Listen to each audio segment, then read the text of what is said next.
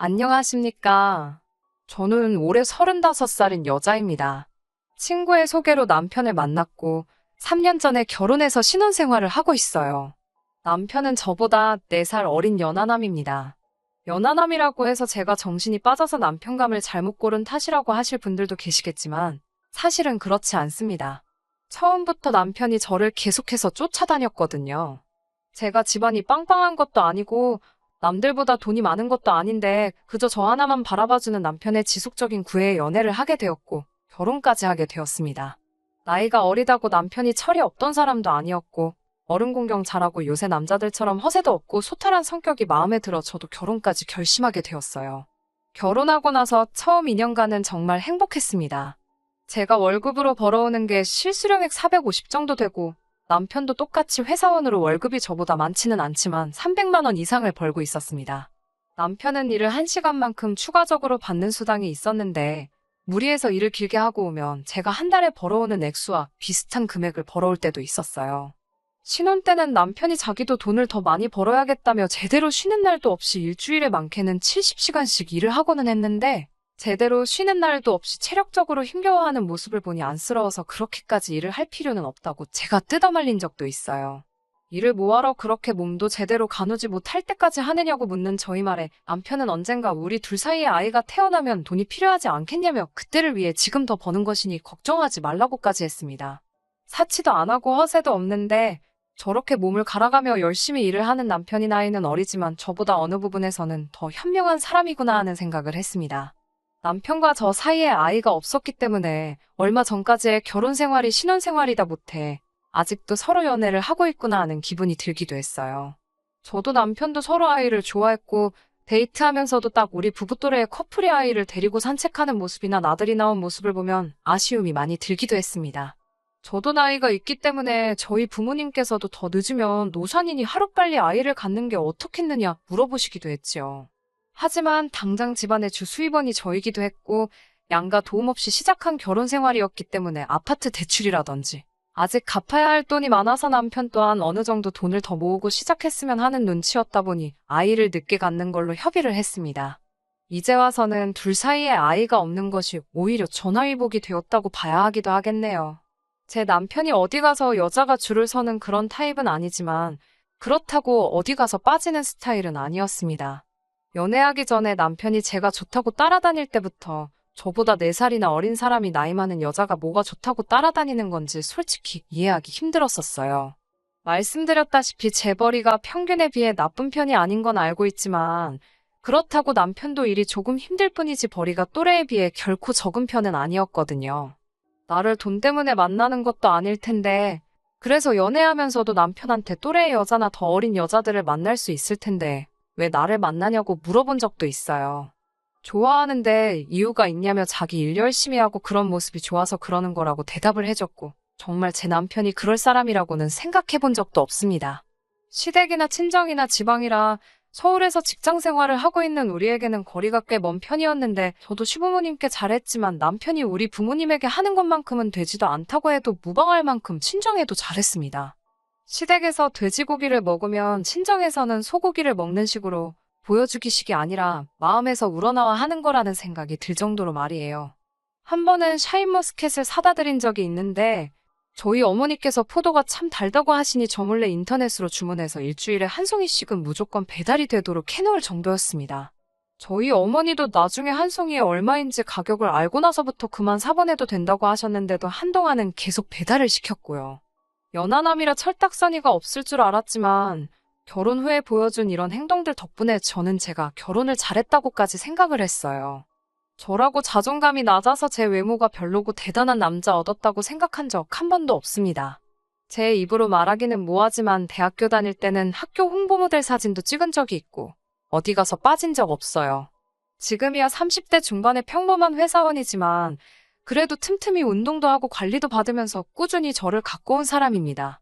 거기에 제법 다니는 회사도 괜찮은 편이기 때문에 남편에게 매달리거나 의존한 적은 한 번도 없어요. 남편을 만나기 전까지는 저도 제 커리어에 집중을 하느라 취직 이후로는 그렇게 연애를 많이 해본 적은 없는 편입니다. 그래서 제 일을 시작하고부터는 남편이 처음 만난 남자이기는 해요. 그래도 끌려다니거나 한 적은 없고 동등한 부부관계를 유지했습니다.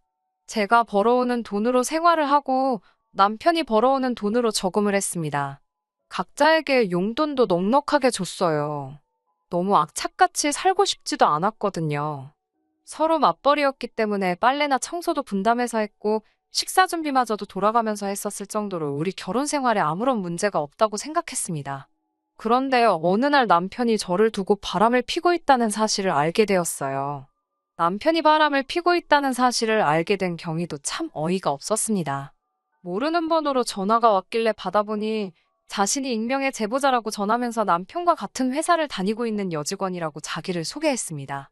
당연히 저는 일면식도 없는 사람이고 이 사람도 자신의 정체를 회사 동료라는 것 이외에는 밝히고 싶지 않아 했는데 아무튼 제 연락처를 어떻게 알고는 저한테 저런 청천벽력 같은 소식을 전해줬어요. 남편이 점심시간만 되면 회사에 있는 구내식당에서 식사를 하지 않는답니다. 자기가 번 돈 가지고 점심 다른 거 좀 사 먹는 게 뭐가 문제냐 싶겠지만 언젠가부터 회사 앞으로 어떤 여자가 남편을 찾아온다고 하더라고요. 저에게 이 사실을 제보해준 여직원도 남편이 결혼한 건 회사에서도 다들 알고 있는 사실이니 당연스럽게 그게 저인 줄로만 알았다고 합니다. 그런데 며칠 정도 남편이 그 여자와 만나서 점심을 먹으러 가는데 우리 결혼식에 참석했던 남편 직장 동료 중에 한 명이 저에게 제보를 해준 그 여직원한테 결혼식에서 봤던 분하고 조금 다른 것 같다는 말을 했고 그 사람도 그 말을 듣고 호기심이 생겨서 어떻게 남편 결혼식 사진을 인터넷에서 찾아내가지고는 그 사람이 제가 아니라는 사실을 확인했다고 하더라고요. 하지만 처음에는 남편을 찾아오는 그 여자도 매일같이 찾아온 게 아니었다고 합니다. 그런데 그 횟수가 일주일에 한 번에서 두 번, 두 번에서 세 번 자꾸 늘어나게 되었고 회사 입구에서부터 팔짱을 낀다거나 하는 애정행각을 벌이고 있는 모습을 몇 번 보게 되고는 회사에 등록된 남편의 비상연락망을 통해 제 번호를 알아내서 저한테 연락을 하게 되었다는 거죠. 그 당시에는 그냥 이 여자가 저한테 오지랖을 부리고 있는 거라 생각했어요. 팔짱을 꼈는지 안 꼈는지는 충분히 어떤 장면이 여러 사람들 입을 거치며 와전이 될 수도 있는 부분이라고 생각했고 남편을 철석같이 믿었으니까요. 아무리 그래도 그렇지 생판남인데 저한테 이렇게까지 연락을 해주고 남편이 바람을 피고 있는 것 같네. 어쩌네 말을 전하는 그 여자가 솔직히 신뢰가 가지는 않았습니다. 그래서 그 여자가 전해주는 이야기를 처음부터 끝까지 경청하기는 했지만 100% 믿고 있지는 않았어요. 저도 회사에서 어떤 직원들을 향해 안 좋은 소문을 만들고 그걸 가십처럼 즐기는 사람들을 몇몇 봐왔기 때문입니다. 그런데 제가 시큰둥하게 듣는 둥 마는 둥 대답을 하고 있으니 그 여자가 자기가 뭐 때문에 이런 사실을 저한테 전해주겠냐고 하면서 자기 입장에서는 제 남편이 자기를 두고 바람을 핀 거나 마찬가지기 때문에 복수를 위해서 이러는 거라는 소리를 했습니다. 그 말을 들었을 때는 심장이 철렁 주저앉는 듯 했습니다. 저에게 전화를 한 그 여직원이 이미 남편과는 모종의 관계인 것이고 남편은 저와 그 여자를 두고도 또 새로운 사람을 만나고 있다는 사실을 전하고 있었으니까요. 그제서야 이 여자가 제 연락처까지 알아내서 이 소식을 전하는 이유가 무언지 이해가 가더군요.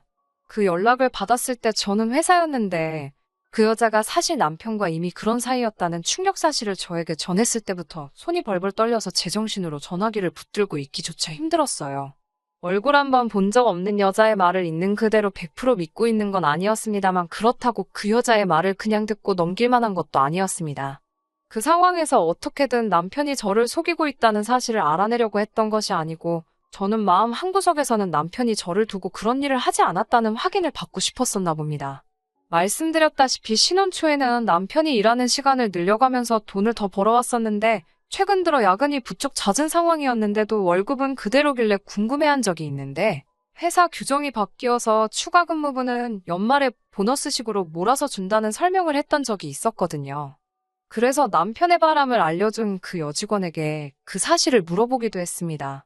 남편을 믿어보려고 했던 질문인데 제 자신만 바보 멍청이처럼 되어버렸네요. 세상 어느 회사가 추가 근무한 돈을 연말에 보너스식으로 몰아주겠냐고 저를 아주 세상 물정 모르는 여자처럼 생각하더라고요. 야근이 부쩍 잦아진 건 이미 오래전부터였는데 남편이 또 내년이 돼서는 저에게 어떤 변명을 했을런지는 모르지만 제가 의문을 가지고 있는 점을 얼렁뚱땅 넘겼다는 사실 또한 알게 되어 버렸네요.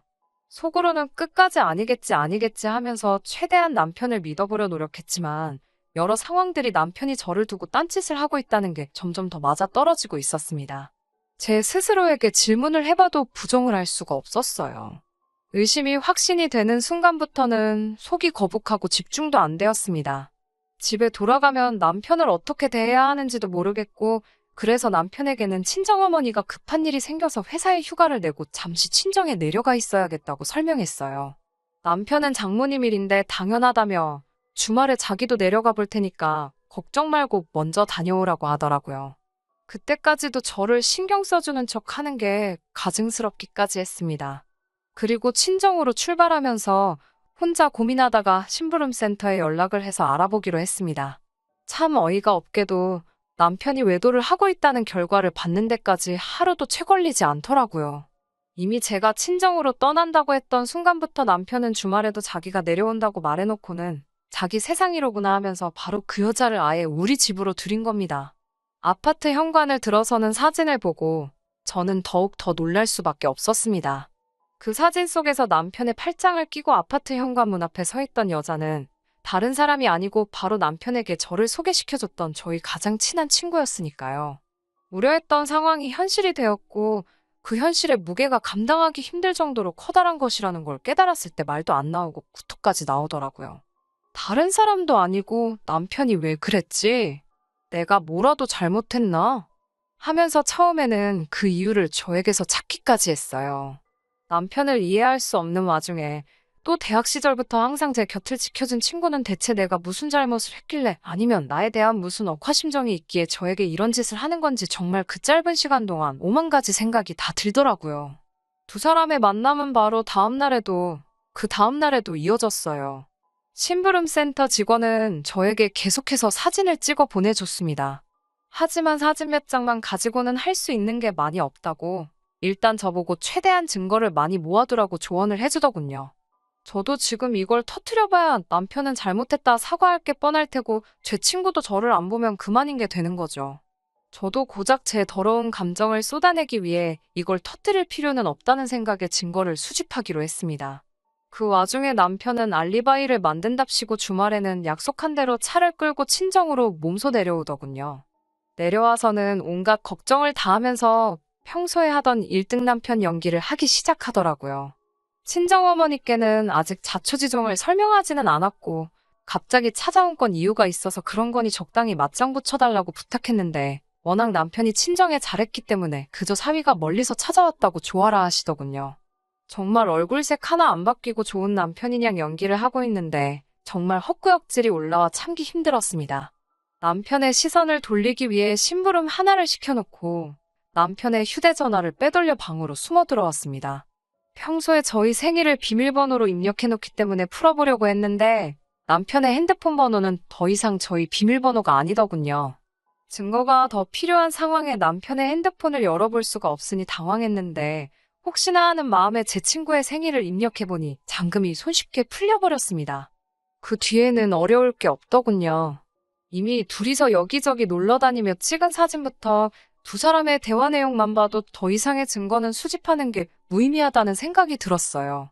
친정에서 돌아오고 나서도 아무것도 아닌 척 며칠을 더 지냈는데 통하지도 않을 야근을 하면서 저 몰래 친구를 만나고 오고 그 다음날에는 제 시간에 퇴근을 시키지도 않은 청소며 빨래며 밥까지 해주며 다정하게 웃더군요. 식사가 끝나고는 오랜만에 산책이나 하지 않겠냐면 내 손을 잡아 끄는 모습과 저를 배려해주는 자상한 말투. 저게 전부 다 내 친구를 몰래 만나기 위해 쓰고 있는 가면이었나 하는 생각이 들었습니다. 애초에 두 사람이 그렇게 될 사이였다면 왜 나를 소개시켜주고 결혼까지 하게 만들어 이 마음고생을 하게 만드는지 싶었어요. 그 생각에 저도 모르게 눈물이 흘렀는데 남편이 갑자기 우는 제 모습을 보고 깜짝 놀라면서 왜 우냐고 물어보더군요. 여태까지 참아왔는데 순간의 감정 때문에 남편에게 모든 사실을 알고 있다는 걸 터뜨릴 수는 없어서 그냥 갑자기 그런다고 대충 둘러대고 넘어갔습니다. 그리고 친정에서 돌아온 그 주말에는 제 남편과 저 몰래 만나고 있는 제 친구를 따로 불러냈어요. 얼굴 못 보고 지낸 지 너무 오래된 것 아니냐고 오랜만에 보자고 하면서요.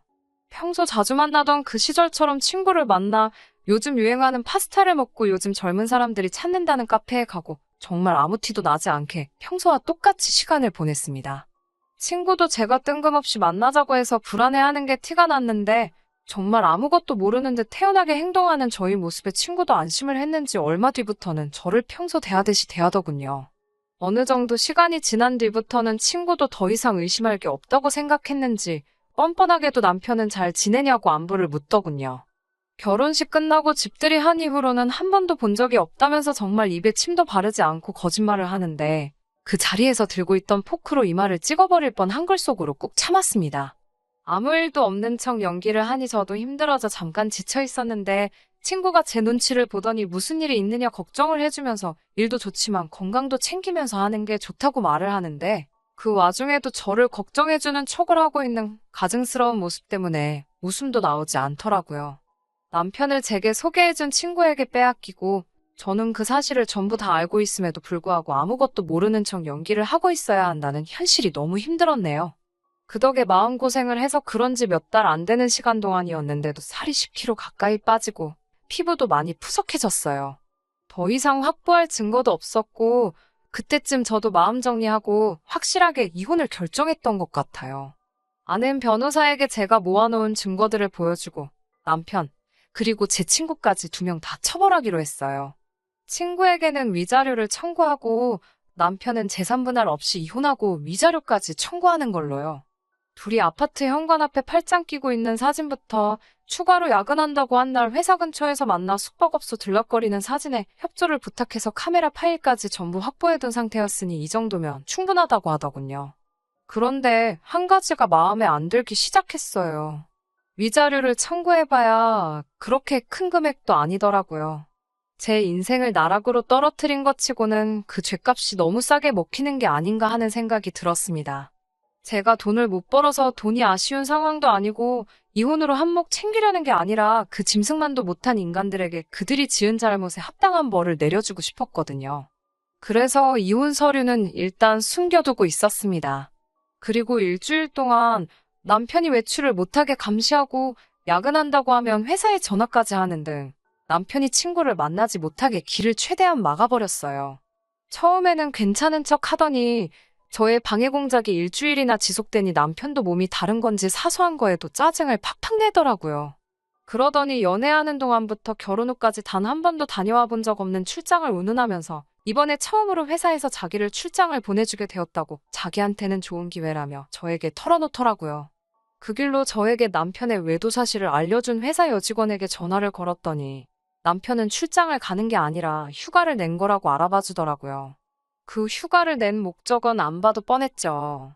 처음에는 출장 이야기에 내키지 않는 듯 반응했지만 남편의 꿍꿍이를 알게 된 뒤에 제가 손수 가방도 챙겨놓고 하니 남편도 아주 발이 가벼워져서 춤을 추듯 집 밖을 나서더라고요. 남편 핸드폰에는 어디로 향하고 있는지 추적할 수 있게 앱을 설치를 해뒀어요. 거기에 혹시 몰라서 심부름 센터를 불러서 남편이 향하는 곳이 어디인지 따라붙어 달라고도 부탁을 했습니다. 남편은 바닷가에 위치해 바다가 보이는 펜션을 하나 잡았더라고요. 당연히 가는 길에 제 친구도 태워서 갔다고 하고요. 저랑 결혼 후에는 일에 집중하고 싶다며 휴가도 적당한 데 가지 않고 친정과 시댁을 오가면서 보냈는데 제 친구하고는 저런 곳까지 갈 정성이 있었다는 게 참 기분이 나빴습니다. 하지만 뭐 상관없었어요. 이미 끝내기로 결심한 마당인데 그런 걸로 일일이 화를 낼 이유가 없었으니까요. 남편이랑 친구가 펜션에 도착했다는 말을 듣고 저도 제 친구랑 같이 오랫동안 연락하고 지내던 대학 동기들을 불러 모았습니다.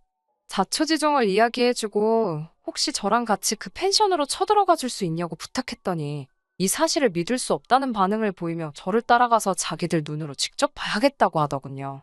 그 중에 동기 중 한 명이 제 친구가 사실 결혼을 앞두고 있다는 사실까지도 말해줬습니다. 정말 고맙게도 그 동기와도 지인이었기 때문에 친구가 결혼을 준비하던 남자도 같이 동행을 시킬 수 있었어요. 친구가 결혼하려던 남자는 건물 매체를 가지고 있는 사람이었는데 이런 사람을 두고 뭐하러 내 남편을 만났을까 싶었는데 실제로 만나고 나니 그 이유를 알겠더라고요. 나이도 우리보다 훨씬 많아 보이는 데다가 누가 봐도 딱 이 사람의 재산만 보고 결혼을 하기로 정했다는 생각이 들었어요. 남편과 친구가 즐거운 시간을 보내고 있을 목적지인데 그 목적지로 향하는 저희들은 썩 즐겁지는 않았습니다. 친구와 결혼할 상대라는 사람도 혼자서 중얼중얼거리면서 믿을 수가 없다는 듯한 분위기였고요. 도착하니 출장 간다던 남편 차는 펜션 앞에 떡하니 주차가 되어 있고 차 안을 슬쩍 봤더니 제가 싸준 가방은 손도 대지 않고 그대로 뒷좌석에 처박혀 있더군요. 금방이라도 어디 나가려고 한 건지 문도 잠궈놓지 않은 상태라서 저와 친구들, 그리고 친구의 결혼 상대 이렇게 7명이서 아무런 제지 없이 펜션에 들어갈 수 있었습니다.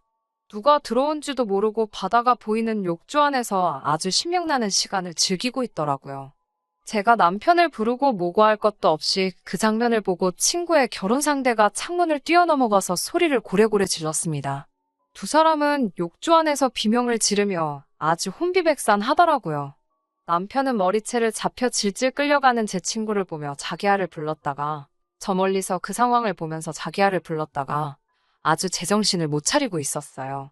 그리고 모든 상황을 지켜보는 그 자리에 따라 나온 대학 동기들까지 아주 난리통도 아니었습니다.